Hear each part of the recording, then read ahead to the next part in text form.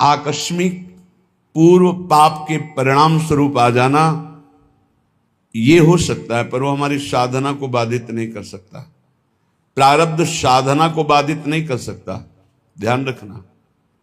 प्रारब्ध आया है उसको भोगेंगे, साधना यथावत चलनी चाहिए, साधना में फर्क नहीं पड़ना चाहिए, तब भगवदानंद की प्राप्ति होती। इसीलिए कह रहे हैं हमारे ऊपर सब कृपा है, केवल अपनी कृपा करने की जरूरत है।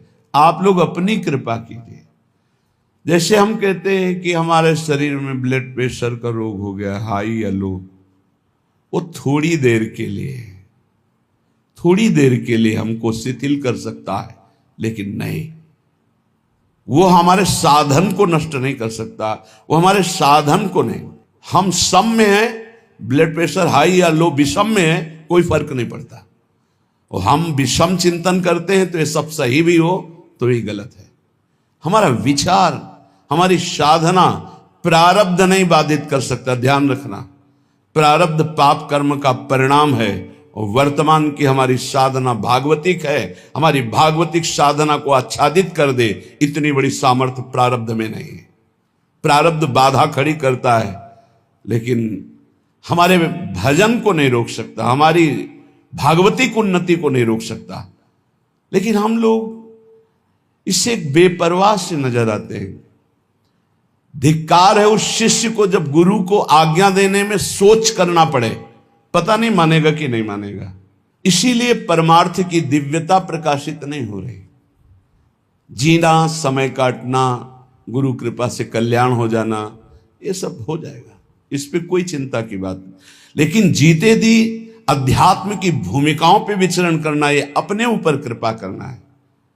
प्यारे, ये बहुत कीमती शरीर है, आपका कल्याण तो निश्चित है, लेकिन यदि आप यहां हजारों का कल्याण करके नहीं गए तो आपका साधु वेश धारण करना किस काम का? अपने कल्याण के लिए तो कोई खास बात नहीं। हमारी साधना अपने कल्याण के लिए नहीं होती, ध्यान रखना। हमारा कल्याण तो जिस दिन हम गुरु की शरण में हुए उसी दिन हो गया। अब हम साधना करते हैं इस जगत मंगल के लिए। साधु का पूरा जीवन परोपकार के लिए होता है, परहित के लिए होता है, दूसरों के दुखों का नाश करने के लिए होता है। रात दिन भजन करके फिर संकल्प बनता, सर्वे भवन्तु सुखिना सर्वे सन्तु निरामया। इसलिए पूरा जगत उसे नमस्कार करता है।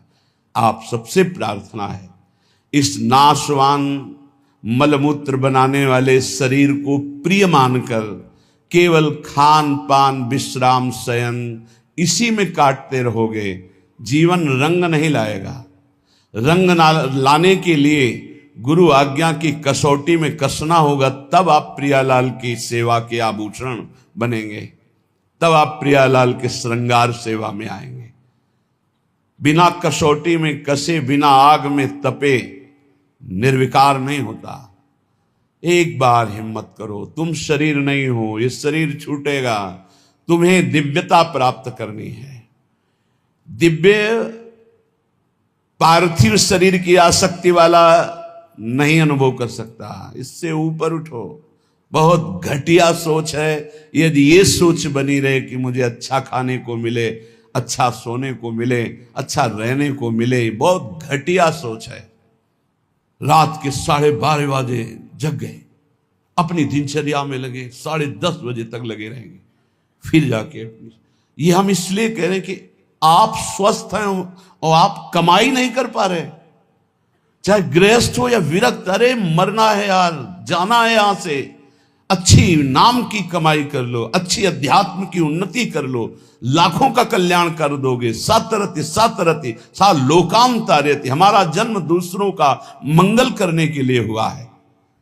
आप विश्वास कीजिए, बहुत घाटे का सौदा हो रहा है, बहुत घाटे का।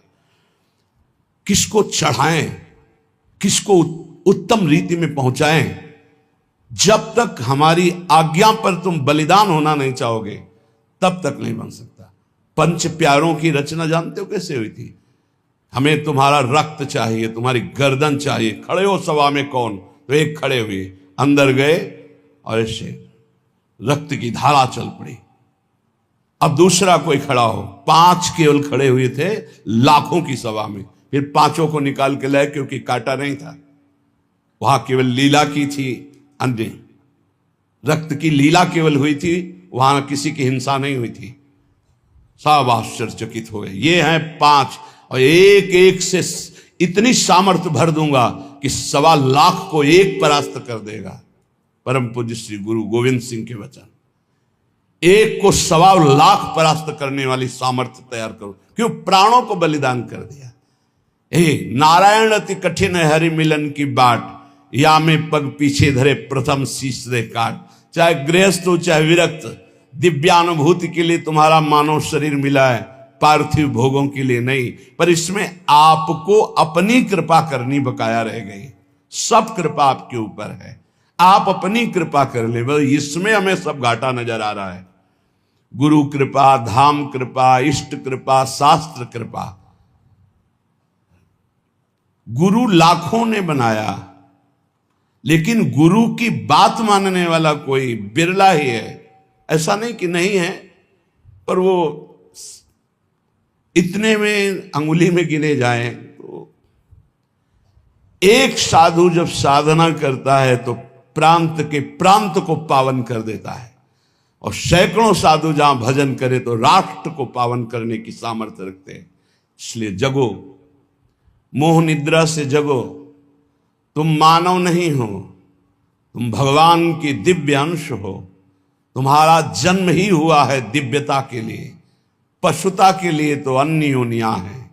निद्रा भय आहार मैथुन ये पशुता है, इसके लिए अन्य योनियां हैं। तुम दिव्य नारायण स्वरूप हो, हरि स्वरूप हो, अपने स्वरूप की तरफ बढ़ो। ये सब छोड़ो, ये आंतरिक वृत्ति को सुधारो भाई।